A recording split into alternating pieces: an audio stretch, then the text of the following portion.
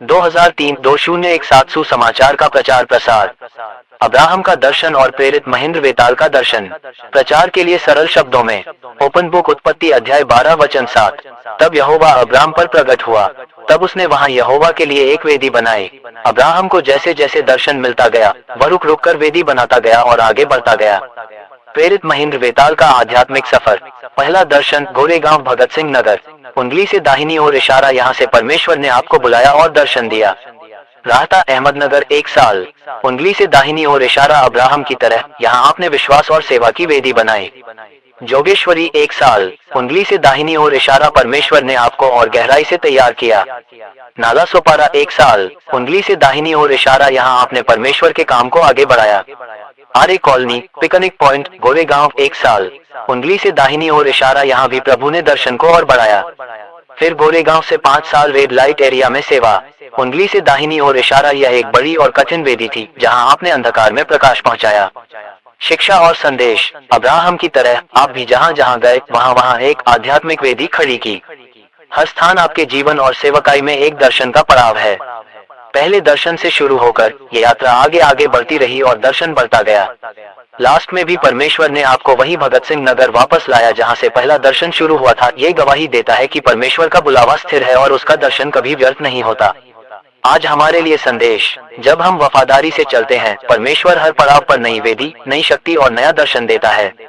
जहाँ भी हमें दर्शन मिलता है वहाँ हमें वेदी बनानी चाहिए, यानी प्रार्थना, उपासना और सेवा। जैसे अब्राहम और प्रेरित महेंद्र वेताल, वैसे ही हमें भी निरंतर बढ़ते रहना है। वेदी का अर्थ पुराने नियम से नए नियम तक। पुराने नियम में वेदी अब्राहम का उदाहरण। अब्राहम जहाँ जहाँ गया वहाँ वहाँ परमेश्वर का दर्शन पाकर उसने वेदी बनाई। वेदी का मतलब था स्मॉल डायमंड, परमेश्वर की उपासना करना।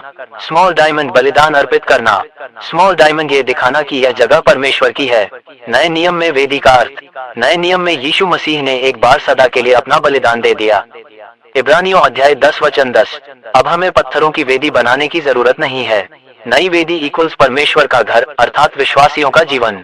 मसीह ने कहा, क्या तुम्हें नहीं मालूम कि तुम परमेश्वर का भवन हो और परमेश्वर का आत्मा तुम्हारे भीतर रहता है। 1 कुरिन्थियों अध्याय 3 वचन 16।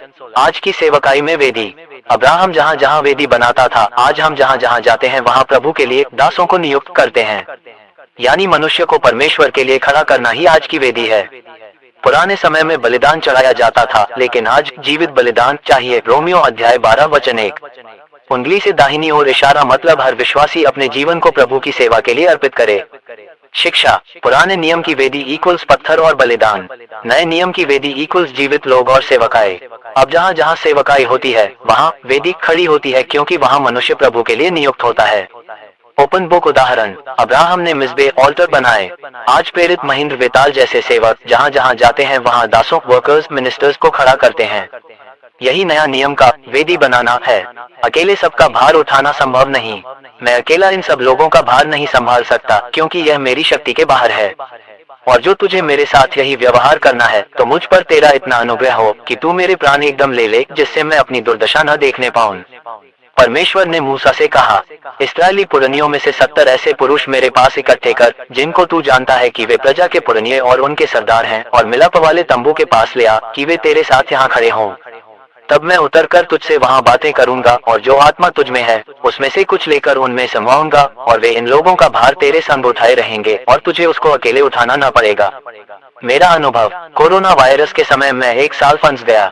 उस समय मैं फिल्म इंडस्ट्री के लोगों के बीच करिश्मा कपूर की सोसाइटी में सुपरवाइजर था।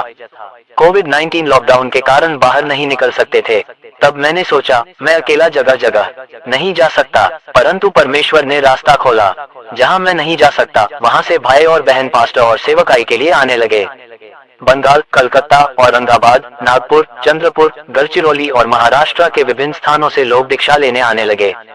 दीक्षा भूमि की आवश्यकता। मुंबई में दीक्षा भूमि के लिए मैंने आवेदन किया था। कुछ एजेंसी वाले पैसे खा गए। फिर सोचा, परमेश्वर की इच्छा से ही दीक्षा भूमि बनेगी। छोटे घर को बेचकर कुछ पैसे मिले और लगभग 1000 स्क्वायर फीट जगह खरीदी। तैयार करने के लिए और धन की आवश्यकता है। Folded hands. यदि आप ये संदेश सुन रहे हैं तो प्रार्थना करें कि परमेश्वर दीक्षा भूमि तैयार करे, और अगर दिल से चाहें तो दान के माध्यम से मदद करें। उद्देश्य लोगों को दीक्षा देकर विश्वासियों को तैयार करना, संसार के हर व्यक्ति तक यीशु का सुसमाचार पहुंचाना। अनंत पेंटिकोस्ट मिशन फाउंडेशन अंतर्गत जिले से विश्वासी भाई बहन प्रभु का सुसमाचार प्रचार प्रसार करेंगे। संस्थापक अध्यक्ष प्रेरित महेंद्र वेताल।